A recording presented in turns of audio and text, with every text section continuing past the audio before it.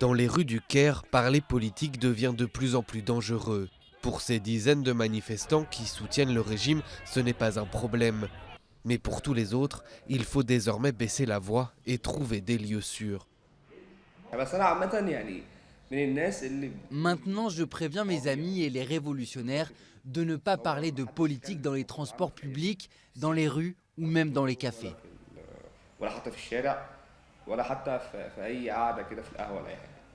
Des mesures de précaution pour éviter d'être dénoncés. L'arrivée au pouvoir du maréchal Sissi a rimé avec le retour de la répression et de nombreux Égyptiens jouent un rôle d'indiques informels et peuvent dénoncer leurs voisins de table ou de banquette de bus à la moindre critique.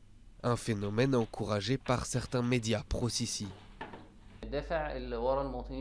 Ce qui pousse le citoyen à dénoncer vient de tout ce que répètent les médias, qu'à chaque fois qu'ils dénoncent quelqu'un, cela protège le pays d'une influence étrangère ou d'une cinquième colonne intérieure. De très nombreux dirigeants des Frères musulmans, le parti de l'ancien président islamiste Mohamed Morsi, ont été ainsi arrêtés et condamnés. Mais également de jeunes laïcs et anciens révolutionnaires. Un climat d'inquiétude permanente dans un pays où des soldats ou policiers sont déjà présents à tous les coins de rue.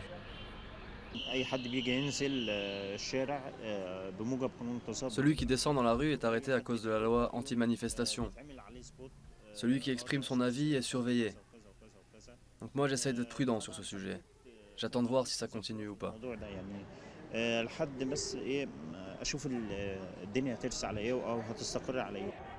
Dans ce contexte de tension, les autorités égyptiennes ont reconnu que le nombre de dénonciations a augmenté depuis un an. La répression des partisans de Mohamed Morsi a fait plus de 1400 morts depuis son éviction et 15 000 personnes ont été arrêtées. Des dizaines d'activistes laïcs se trouvent également derrière les barreaux.